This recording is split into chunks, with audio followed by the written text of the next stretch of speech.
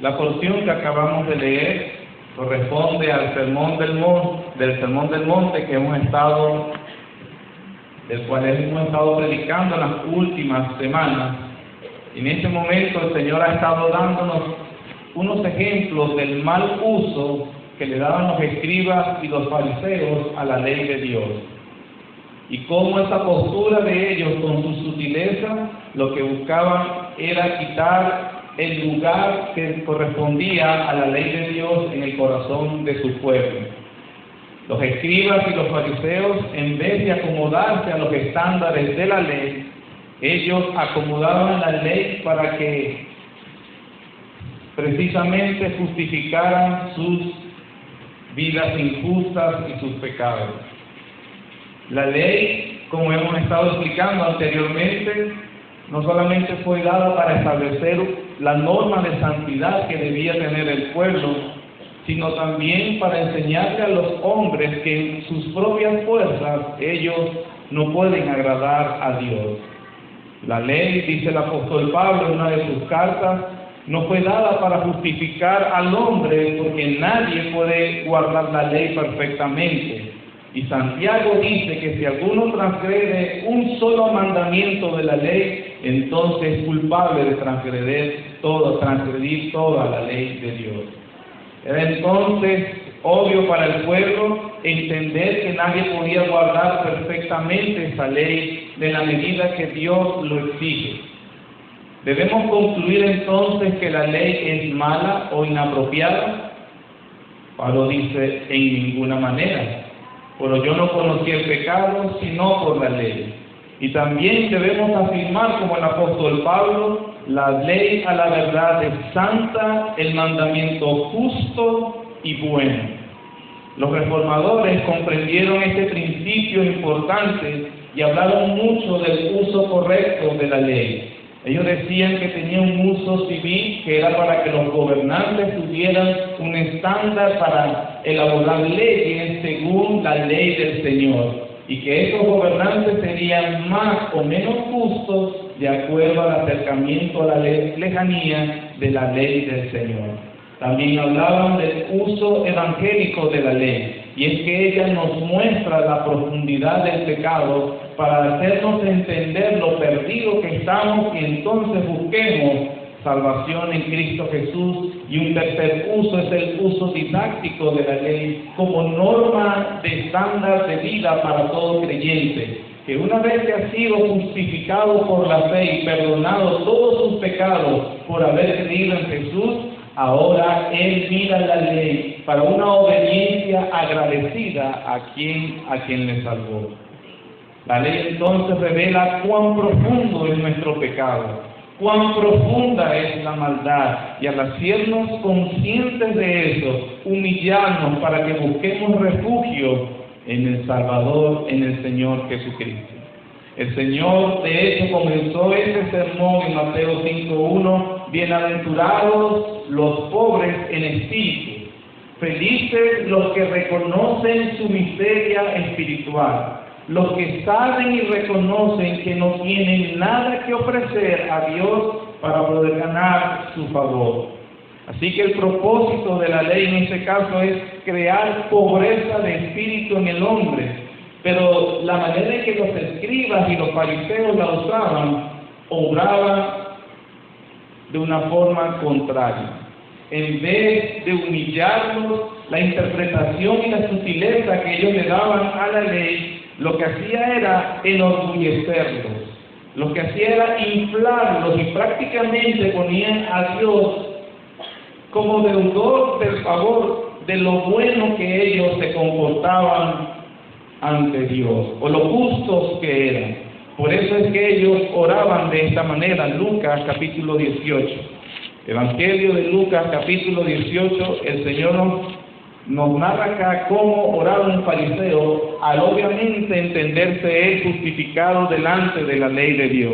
En el versículo 9 dice, a unos que confiaban en sí mismos, es decir, no eran para nada pobres en espíritu, a unos que confiaban en sí mismos como justos y menospreciaban a los otros, dijo también esta parábola. 2 hombres subieron al templo a orar, uno era fariseo y el otro publicano. El fariseo, puesto en pie, oraba consigo mismo de esta manera, consigo mismo porque no hablaba con Dios. Dios, te doy gracias porque no soy como los otros hombres, ladrones, injustos, adúlteros, ni aun como este publicano. Ayuno 2 veces a la semana, doy diezmo de todo lo que gano. Como vemos, este hombre, al verse ante la ley de Dios, no tenía para nada el efecto que estaba diciendo el Señor Jesucristo que tenía que tener la ley de Dios sobre él. Él estaba inflado, enorgullecido de la precisión y la exactitud con la que él creía que agradaba a Dios cumpliendo la ley. Pero las palabras del Señor Jesús que dio en el Sermón del Monte deben resonar, deberían oírse estremecedoramente en los oídos de ellos y en los nuestros también, cuando dijo: si vuestra justicia no fuere mayor que la de los escribas y los fariseos, no podréis entrar en el reino de los cielos. Una aseveración realmente consternadora, porque para las personas, los escribas y los fariseos eran el clima de una vida moral y justa delante de Dios. Se dice que en el tiempo allá, en el siglo I, había un refrán entre el pueblo que decía: si solo 2 hombres van a entrar al cielo, uno sería escriba y el otro fariseo. El Señor, ahora hablando acerca de la corrección y la interpretación correcta que debía tener la ley de Dios, dándonos los ejemplos que hemos estado predicando en las anteriores semanas, vemos que ha dicho cada vez que da un ejemplo: oíste que fue dicho, pero yo os digo. Y esta introducción también la hemos explicado y dicho por quién, por Moisés. Está el Señor Jesús corrigiendo a Moisés. Está el Señor poniendo una ley aparte de la dada por Dios a través de Moisés. Por supuesto que no, porque el Dios de Moisés es el mismo Dios y Padre de nuestro Señor Jesucristo. Pero ¿por qué el Señor entonces, en corregir con detalles el adulterio que ellos decían no tener, pero que obviamente sí tenían? ¿Por qué el Señor corregir el asesinato que ellos decían no haber cometido, pero que sí habían cometido? ¿O esa ligereza hacia el matrimonio que ellos decían no tener, pero que sí estaban cometiendo y transgrediendo la ley continuamente? ¿Por qué tanto insistir en rectificar el entendimiento que había? ¿Por qué tanto detalle el Señor se está esmerando en tratar de hacernos entender esa comprensión de la ley? Porque ya hemos estado diciendo, porque por medio de la ley es el conocimiento del pecado. Una interpretación deficiente de la ley nos lleva a una visión deficiente de nuestro pecado. Repito, una interpretación deficiente de la ley nos llevará a una visión deficiente de nuestro pecado.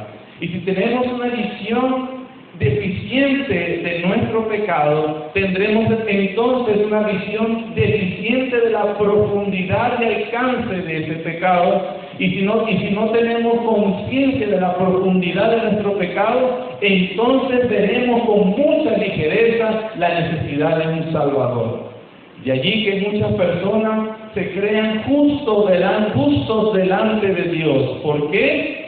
Porque no conocen la ley de Dios, porque no entienden el alcance de la ley de Dios, porque no pueden ver la profundidad de sus pecados. El Señor ha estado aclarando constantemente esa visión errada. Yo nunca me he acostado con otra mujer que no sea mi esposa. Y él le dice: eres culpable de adulterio porque te has acostado seguramente con las que has codiciado en tu mente. Yo nunca le he quitado la vida al prójimo, pero no lo trataba con la dignidad y respeto que merece el prójimo, porque él es imagen del Creador. Ofender y denigrar a una persona y no darle el respeto que se merece, porque él es la imagen del Creador, entonces ser culpable de asesinato. Ofenderse, desearle mal, insultarlo, humillarlo, hacer cualquier tipo de de esta actividad que denigra la dignidad humana por ser imagen de Dios, entonces culpable de violar la ley del Señor. Pero no solamente el Señor ha estado dando estos ejemplos de la ira, el divorcio, el adulterio, sino que ahora se va hacia la manera de hablar los juramentos. Además, versículo 33, habéis oído que fue dicho a los antiguos, no perjurarás, sino que cumplirás al Señor tus juramentos. Lo primero que podemos notar acá, en contraste con los otros ejemplos que el Señor Jesús ha dado, es que con los ejemplos anteriores, el adulterio, el homicidio, el divorcio, son unas cuestiones que aún, y óigame bien, un incrédulo podría estar de acuerdo con el Señor Jesucristo o con nosotros también. Un incrédulo con una moral alta podría decir, bueno, es verdad, yo no estoy de acuerdo con el homicidio. Yo tampoco estaría de acuerdo con el adulterio y la infidelidad. Yo no estaría de acuerdo también con no valorar el matrimonio y divorciarse a la ligera. Mis papás, me dijo una vez un compañero de trabajo, son ateos y tienen 40 años de casados. No se necesita ser cristiano para valorar el matrimonio, me decía él. Es tan trascendente el ejemplo que va a decir el Señor a continuación, o que estamos tratando, de los juramentos, como los que acabamos de decir, o los que acabamos de mencionar, perdón. Es un detalle tan profundo. No deberíamos enfocarnos en otras cosas tan trascendentes, más allá del solo mero hablar. No es una exageración del Señor Jesucristo enfocarse inclusive en cómo las personas conversan a diario. Tenemos que tener bien en claro que nuestro Señor Jesucristo nunca desperdició su tiempo hablando de una cosa que no fuera importante. Por lo que si el tema de los juramentos y el hablar cotidiano lo toca el Señor y lo tocaba la ley del Señor, es porque es un tema de suma importancia y trascendencia para Dios. Todo lo que tiene que ver con nuestra manera de hablar es importante. Y es importante porque la Biblia dice que de la boca se revela lo que hay en el corazón. De la abundancia del corazón habla la boca. Mateo capítulo 12, no pierdan Mateo capítulo 5. Mateo capítulo 12, versículos 34 al 37. Dice en el versículo 34, generación de víboras. De esta forma de predicar el Señor Jesús no se acomoda mucho a la visión moderna. Hay que tener cuidado con las sutilezas de las personas. Deberíamos demostrarle un Dios de mucho amor, ternura, compasión, de manera que las personas no se vayan a sentir ofendidos con el mensaje que nosotros damos. Bueno, el Señor Jesús no pensaba de esta manera. Generación de víboras, les los llamaba. Generación de víboras, ¿cómo podéis hablar lo bueno siendo malos? Porque de la abundancia del corazón habla la boca. El hombre bueno del buen tesoro del corazón saca buenas cosas, y el hombre malo del mal tesoro saca malas cosas. Mas yo os digo que de toda palabra ociosa que hablen los hombres los hombres de ella darán cuenta en el día del juicio. Porque por tus palabras serás justificado y por tus palabras serás condenado. Extraña esa aseveración del Señor Jesús. Y no somos justificados por fe, no somos justificados por Jesucristo. Entonces ahora, como que por nuestras palabras seremos justificados o seremos condenados, porque precisamente las cosas que están en nuestra boca constantemente revelan qué es lo que hay en nuestro corazón realmente. Y esa manera de hablar revela si realmente hemos venido a Jesucristo para justicia ante Dios o no. Tu hablar te va a delatar en el día del juicio. como llegó a sentir Isaías cuando vio la gloria de Dios en Isaías capítulo 6. ¡Ay de mí, que soy muerto! Porque siendo un hombre de labios inmundos y habitando en un pueblo de labios inmundos, mis ojos han visto al Rey. Los pecados de la lengua son abundantes, variados, dañinos y los que es peor, fáciles de cometer. Santiago 3:2 dice: el que no peca con su lengua es un hombre maduro. Proverbios 18:20 dice: del fruto de la boca del hombre se llenará su vientre, se saciará del producto de sus labios. El versículo 21: la muerte y la vida están en el poder de la lengua. Es importante lo que hablamos, lo que decimos y cómo nos comunicamos. Antes de continuar, quisiera entonces definir dos vocablos importantes que es nuestro texto que estamos tratando. El primero, lo que es juramento. ¿Qué es un juramento y qué es un perjurio? Un juramento. ¿Qué es lo que está diciendo el Señor que debemos hacer y qué no debemos hacer? ¿Qué es un juramento? Un juramento es una apelación a Dios como testigo de la veracidad de una declaración o del carácter de obligación de una promesa. Repito, ¿qué es un juramento? Es una apelación a Dios como testigo. Yo apelo a Dios como testigo de la veracidad de las cosas que estoy diciendo o del carácter obligatorio de una promesa. Una persona entonces, al jurar, está invocando a Dios como testigo de que sus palabras son verdaderas o de que seguramente garantizamos que vamos a cumplir lo que estamos prometiendo. Ejemplo de juramento en la Escritura, Génesis capítulo 21. Génesis capítulo 21.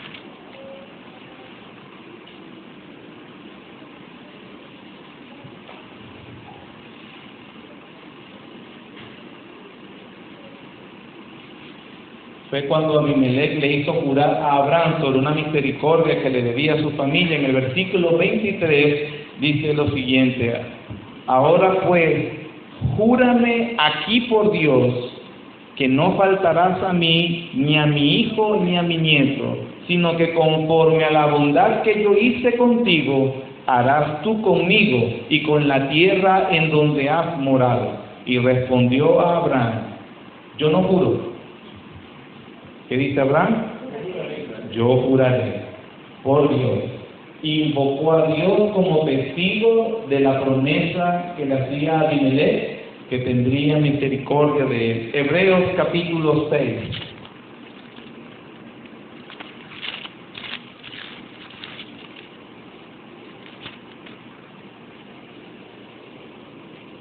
Versículo 13. Porque cuando Dios hizo la promesa a Abraham, no pudiendo jurar por otro mayor, ¿qué hizo?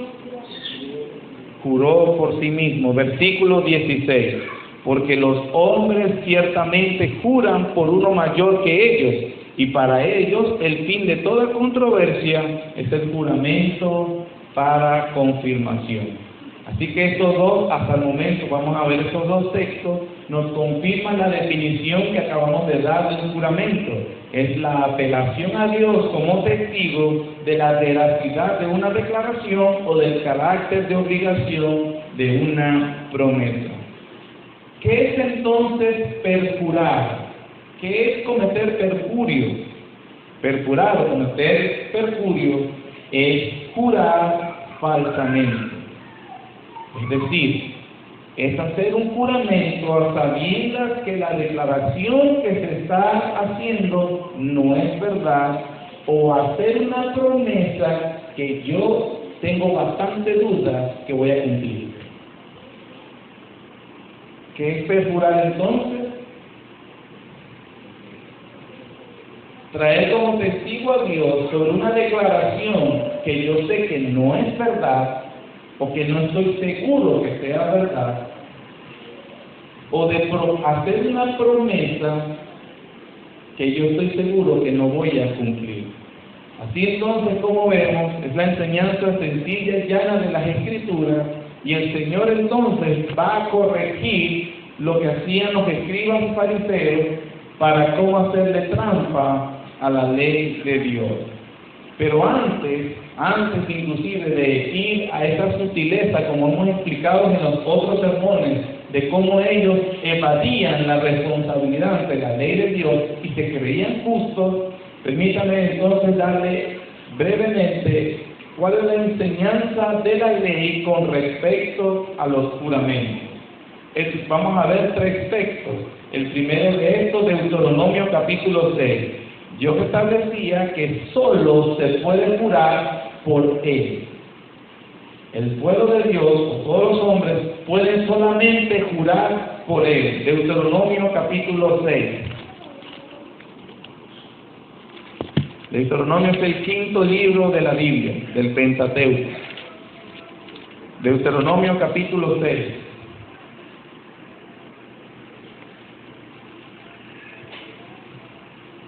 Vamos a leer desde el versículo 13 hasta el 15, dice: a Jehová tu Dios temerás, y a Él solo servirás, y que, hermanos, por su nombre jurarás. No andaréis en pos de dioses ajenos, de los dioses de los pueblos que están en vuestros contornos, porque el Dios celoso, Jehová tu Dios, en medio de ti está, para que no se inflame el furor de Jehová tu Dios contra ti y te destruya de sobre la tierra. El primero entonces que vamos a citar acá es que la palabra del Señor o la ley del Señor establecía que para hacer un juramento solo se puede jurar o hacer un juramento en el nombre de Dios. No se podía, no estaba permitido jurar por otros dioses o por otras cosas. El juramento solo se podía hacer por Dios. Amén. Está bastante claro, creo que no es necesario profundizar porque lo acabamos de leer claramente. El segundo punto que el Señor enseña en la ley al pueblo es que solo se debía jurar en el contexto de la verdad. Eso lo hemos estado viendo. Pero vamos a Levítico capítulo 19. Levítico es el 3er libro del Pentateuco, 3er libro de la ley.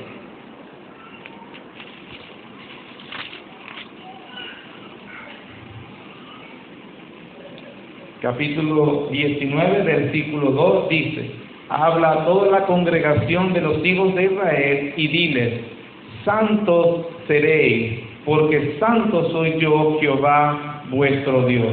Así que el Señor, a través de que el pueblo le pertenecía a Él, le impuso una serie de regulaciones que revelarían o reflejarían la santidad de ese pueblo. Entre las cosas que le puso, leamos el versículo 12 del capítulo 19. Y no juraréis falsamente por mi nombre, profanando así el nombre de tu Dios, yo Jehová. Aquí entonces hay incluido algo importante con respecto al juramento. El primero era que se debía jurar solo en el nombre de Dios. El tercer mandamiento del decálogo decía que no se podía tomar el nombre de Dios en vano. Es decir, que ese nombre sublime había que respetarse. Y si se invocaba en una conversación, esa debía ser de extrema trascendencia e importancia. Porque la Biblia dice que Él no va a tomar por inocente al que tome su nombre en vano. No entonces se podía jurar por cualquier cosa, jurar falsamente. El israelita o el pueblo de Dios que debía jurar, debía hacerlo siempre en el contexto de la verdad. Jurar por algo que era mentira o que se sabía que era mentira era atentar contra el carácter mismo de Dios. Es involucrar al Dios Santo en la mentira que nosotros queremos establecer. Entonces, por eso se debía jurar solo por el nombre de Dios y se debía jurar siempre en el contexto de la verdad. Y un tercer texto es Números capítulo 30. Cuando hacemos promesas, porque entonces íbamos a estar seguros de cumplir esa promesa. Números es el 4º libro de la Biblia, el 4º libro del Pentateuco. Números capítulo 30, versículo 2. Dice: cuando alguno hiciere voto a Jehová o hiciere juramento ligando su alma con obligación, no quebrantará su palabra, hará conforme a todo lo que salió de su boca. Esto podemos ver hasta este momento, o nos dicen bastante, he tratado de trazar en la ley de Dios cuáles eran entonces los principios y la enseñanza de la ley con respecto al juramento. Se debía jurar solo por el nombre de Dios, se debía jurar siempre en el contexto de la verdad para no profanar el nombre de Dios, y en tercer lugar, si se hacía una promesa, no se podía quebrantar esa promesa, sino que había que cumplirla. ¿Cuál era entonces la enseñanza de los fariseos que estaba errada? Porque ellos juraban por el cielo, por la tierra, por Jerusalén. Entonces, ¿cuál es la sutileza que el Señor está tratando de corregir entonces? Bueno, el contexto obviamente nos enseña que ellos reducían el mandamiento a una prohibición de jurar en el nombre de Dios.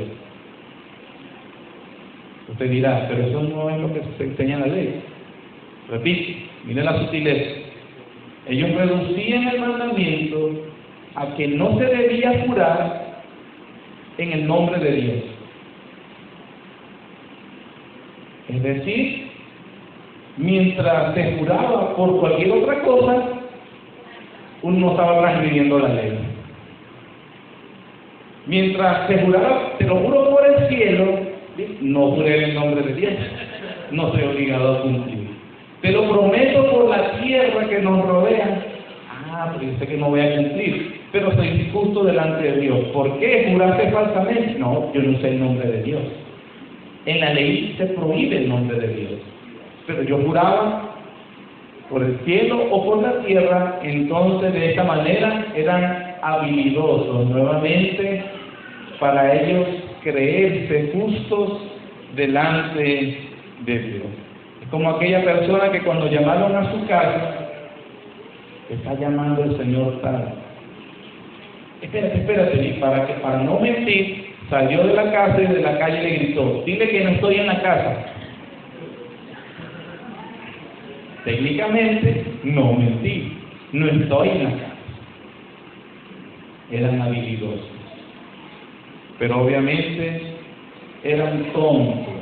Como dijo alguien una vez, no hay peor tonto que el que se engaña a sí mismo, porque no engañaban a más nadie. Mateo capítulo 23,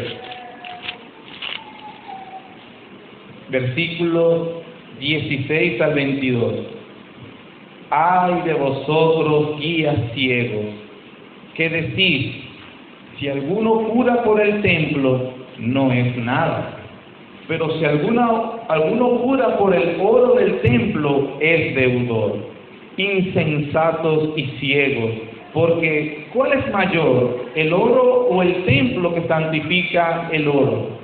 También decís, si alguno jura por el altar, no es nada. Pero si alguno jura por la ofrenda que está sobre él, es deudor. Necios y ciegos, porque ¿cuál es mayor, la ofrenda o el altar que santifica la ofrenda? Pues el que jura por el altar, jura por él y por todo lo que está sobre él. Y el que jura por el templo, jura por él y por el que lo habita. Y el que jura por el cielo, jura por el trono de Dios y por aquel que está sentado en él. De manera que cuando ellos se querían justificar de que juraban por el cielo, por la tierra, pero no usaban el nombre de Dios, y de esta manera se creían sin obligación para cumplir las promesas o la veracidad de las palabras que estaban diciendo, eran culpables delante de la ley del Señor. Esquivaban la responsabilidad con la ley del Señor.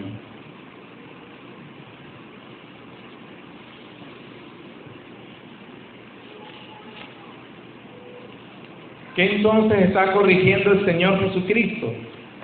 Versículo 34.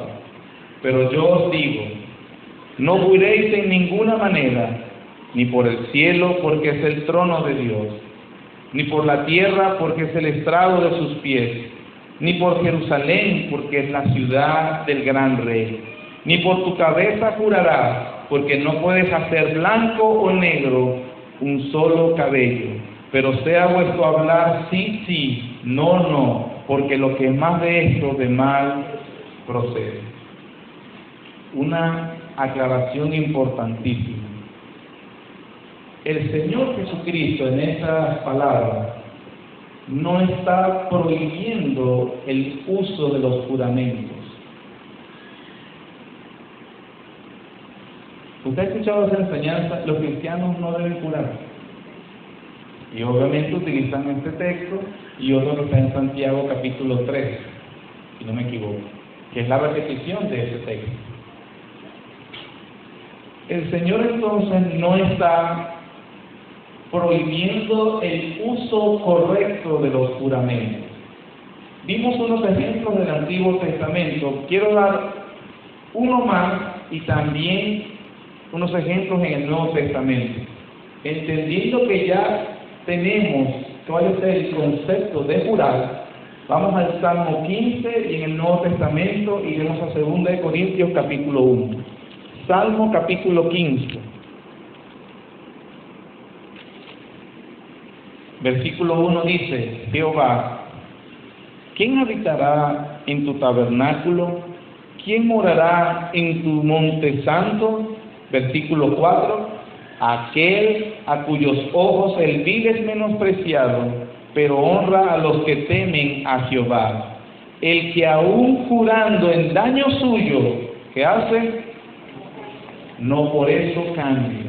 Es la persona, dice el Señor, que es íntegro de tal manera que al hacer un juramento no digiere, pero inclusive dándose cuenta que ese juramento, esa responsabilidad que asumió, lo iba a perjudicar, aún así esa persona era capaz de mantener la palabra que ya había empeñado.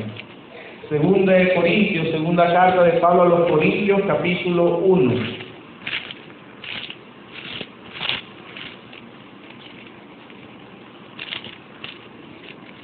Segunda carta de Pablo a los Corintios, capítulo 1, versículo 23. Dice: mas yo invoco a Dios por testigo sobre mi alma, que por ser indulgente con vosotros no he pasado todavía a Corinto. ¿Qué acaba de hacer el apóstol Pablo? Acaba de hacer un juramento. Decimos que es incorrecto o no debemos jurar sino en el nombre de Dios, o no debemos usarlo ligeramente. ¿Y qué dijo el apóstol Pablo? Invoco a Dios como testigo sobre mi alma, que yo he sido impedido en este caso por una indulgencia con la iglesia de Corinto. Él interpuso un juramento en la conversación con ellos. Gálatas capítulo 1.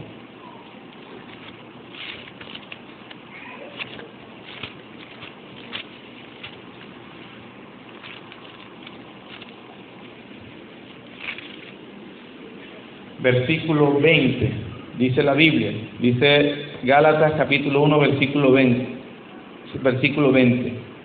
En esto que os escribo, he aquí, delante de Dios, que no miento. ¿Qué está haciendo nuevamente el apóstol Pablo? Interponiendo un juramento e invocando el nombre de Dios para la veracidad de sus palabras.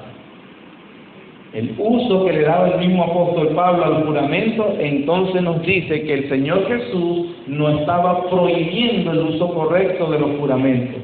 Otro versículo más, Filipenses capítulo 1. Filipenses capítulo 1, versículo 8 dice: porque Dios me es testigo de cómo os amo a todos vosotros con el entrañable amor de Jesucristo. Nuevamente invoca a Dios sobre la aseveración y no exageración de las palabras que está comunicando a la iglesia de Filipos. No lo vamos a buscar, pero recuerden el juicio que tiene ante el Sanedrín el Señor Jesús, que le preguntaban y él callaba y no respondía, hasta que el sumo sacerdote le dijo: te conjuro delante del Dios viviente que nos digas si tú eres el Cristo. Y el Señor Jesús allí no pudo seguir callado y le respondió: tú lo has dicho, y desde ahora veréis al Hijo del Hombre sentado a la diestra de la gloria de Dios. El Señor Jesús juró, el apóstol Pablo juró. Eso significa que el Señor Jesús nos está prohibiendo en los versículos que acabamos de leer el juramento.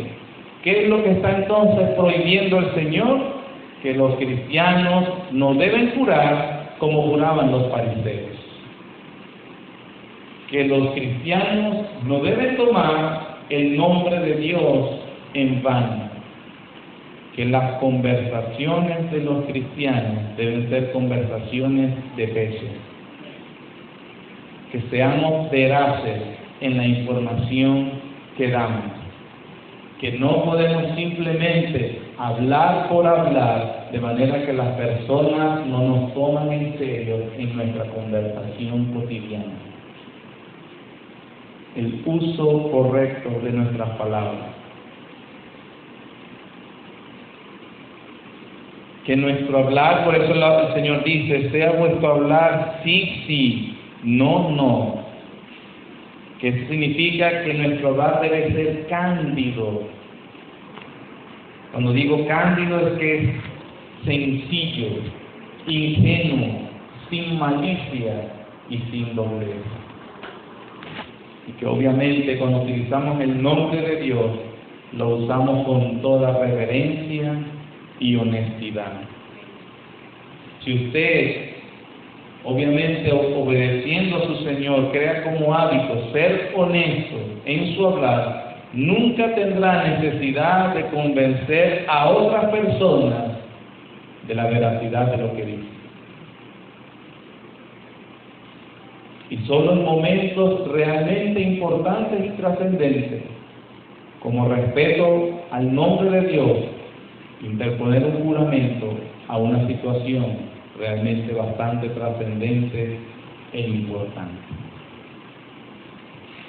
Aplicaciones, para finalizar. En primer lugar, vemos lo importante de estudiar cualquier texto a la luz de toda la enseñanza de las Escrituras. Si no lo hacemos, es fácil en caer en una actitud fanática que trae descrédito al nombre de Cristo. En el siglo XVII, algunos anabaptistas, utilizando estos versículos precisamente, se negaban a prestar juramento cuando eran citados a los tribunales civiles para la declaración que se les pedía. Ustedes habrán notado que en algunos tribunales, en algunos países, no sé si aún en Venezuela se hace, que antes de una persona dar un testimonio, le ponían la Biblia y decía: jura delante de Dios decir la verdad, solamente la verdad y nada más que la verdad. Algunos anabaptistas se trajeron sobre ellos castigos que no debían, porque dijeron: no juro, yo no puedo jurar. Y con eso entonces cuestionaban los testimonios que iban a decir. Pero jure delante de Dios que su testimonio es veraz. No, yo no puedo jurar. Y ellos recibieron muchas torturas, cárceles y lamentablemente muchas penurias. Loables por lo que le hicieron, porque no querían fallarle al Señor, pero totalmente innecesario, porque el Señor no les estaba pidiendo que sufrieran por eso. Observe entonces la importancia de ver cada texto de las Escrituras a la luz de todas las Escrituras y la interpretación correcta para nosotros vivir realmente agradándole a Dios. En segundo lugar, el Señor nos llama a tener mucho cuidado al usar el nombre de Dios en vano. El nombre de Dios debe ser usado en oraciones o conversaciones estrictamente reverentes. No puede ser usado a la ligera. tenga mucho cuidado. Este es el hablar de un mundano. En tercer lugar, el Señor Jesús nos llama a tener mucho cuidado con las palabras que salen de nuestra boca. Tener cuidado con la conversación necia e innecesaria, ligera. Un punto, sería exageración mía si les dijera que tuviéramos cuidado con las redes sociales, ya que no nos comunicamos solamente con nuestras palabras, sino con los mensajes que enviamos. El Facebook, el Instagram, el WhatsApp y cualquier otro medio de comunicación que transmite realmente una ligereza, burla, falta de veracidad. Es su conversación, usted se llama cristiano, cristiana, y las personas pueden oír y decir de usted que usted es confiable, veraz, honesto, íntegro. Y en último lugar, la última aplicación importante, que es lo que está haciendo el Señor nuevamente al citar su ley e interpretarla y hablarla al pueblo de Dios. El uso correcto de la ley. Al ser aplicada la ley por el Espíritu Santo, ella entonces disciplina, educa, declara culpable y maldice al hombre. No solo expone nuestra pecaminosidad, también nos condena. Pronuncia una maldición sobre nosotros, nos declara sujetos a la ira de Dios y a los tormentos del infierno. Maldito todo aquel que no permaneciere en todas las cosas escritas en el libro de la ley para hacerlas. Gálatas capítulo 3, 10. Te libraste en el adulterio, en el homicidio, en el divorcio, estás librado de usar tus palabras neciamente. Entonces reconócete y entiéndete, haz consciente que has violado la ley de Dios y por lo tanto eres sujeto a la ira de Dios y a los tormentos del infierno.